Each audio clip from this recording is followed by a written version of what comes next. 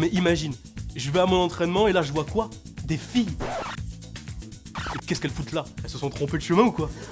Remarque, c'est possible avec leur sens de l'orientation. Non mais sérieux, qu'elles aillent à la danse ou à la gym, hein, tu les vois sur les terrains, à la première mêlée, elles vont pleurer parce que se sont cassés un ongle.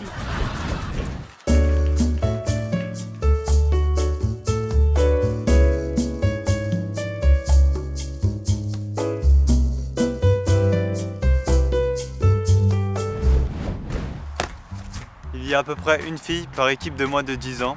Il faut promouvoir ce sport pour favoriser l'égalité filles-garçons. Oui, tout à fait Nathan. Selon le sondage du Parisien d'avril 2024, 60% des parents estiment que les clichés sont un frein à la pratique.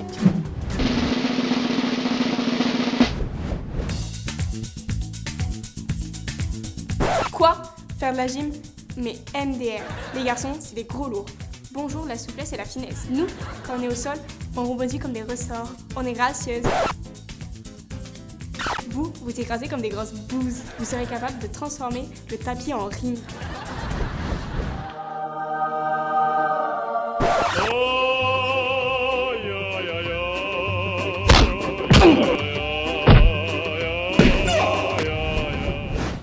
Selon la Fédération française de gym, en 2023, seuls 17% des gymnastes sont des garçons.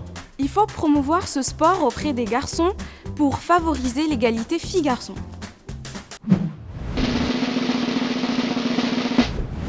Vous avez remarqué? Tous les chichis des filles qui ont peur de se faire mal? Imagine, il y en a un qui a le ballon. Alors déjà, elle se demande ce qu'elle va en faire. Hein. Mais bref, un gros arrive en face. Elle a tellement la trouille qu'elle jette la balle et se tire en courant.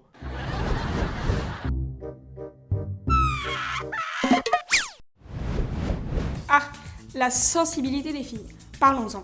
L'autre jour, je suis tombée et je me suis écorché le genou. Ça saignait un peu. Mais bon, franchement, un bobo. Mon copain vient en courant me sauver.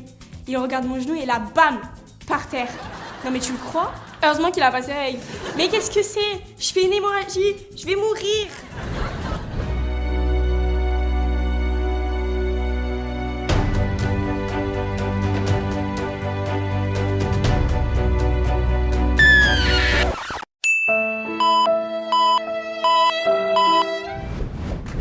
Selon une étude diffusée sur Cairn en 2005, les phobies sont très répandues. Elles sont liées à la sensibilité de chacun. Et non au sexe. Pourtant, les femmes en parlent plus ouvertement que les hommes et les assument plus. On en revient encore à ça. Mais les filles au rugby, c'est pas possible. Déjà, elles font pas le poids. Et en plus, elles courent beaucoup moins vite que nous. Une fille, je te la décalque sur un plaquage.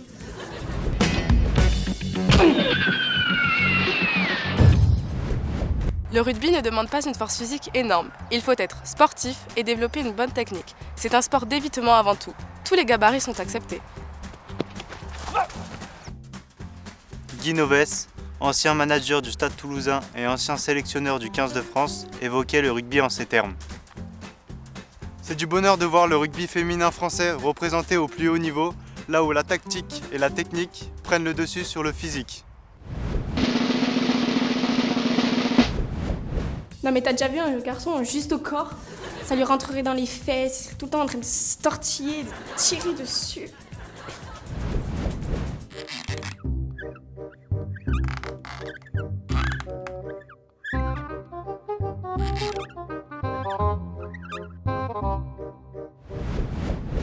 En juillet 2021, le Parisien, dans un article sur les JO de Tokyo, évoque un vent d'émancipation venu d'Allemagne.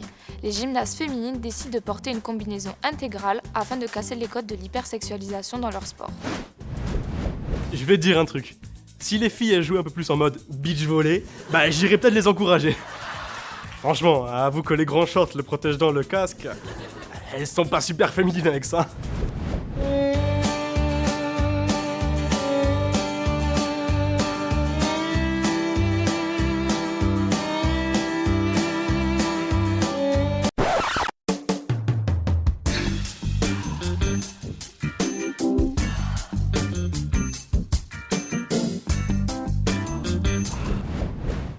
En 2021, la commission de discipline a infligé une amende à l'équipe norvégienne de beach handball pour avoir joué en short plutôt qu'en bikini, la tenue réglementaire.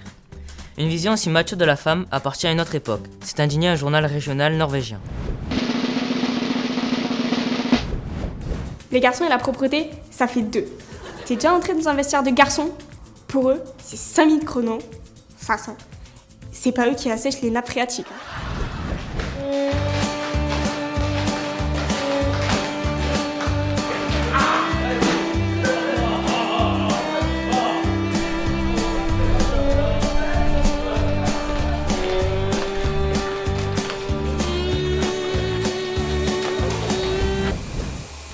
En 2020, selon une étude de l'IFOP, 3 Français sur 4 se douchent tous les jours. 80% des Françaises se lavent tous les jours, contre 71% des hommes. Ah oui, des chiffres pas très éloignés. Finalement, vous êtes pas si crado.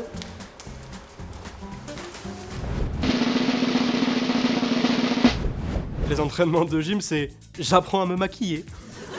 Sur un terrain de rugby, elles se serviraient plus de leur boîte de maquillage que des straps.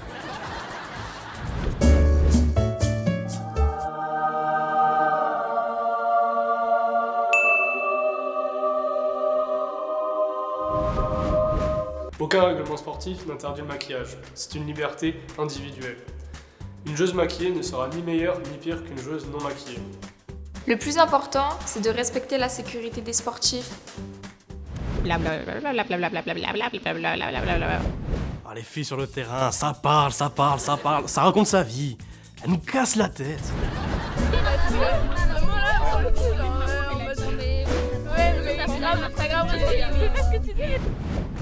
L'enregistrement des conversations de 396 étudiants pendant des périodes allant de 2 à 10 jours montre que les femmes et les hommes prononcent en moyenne 16 000 mots par jour.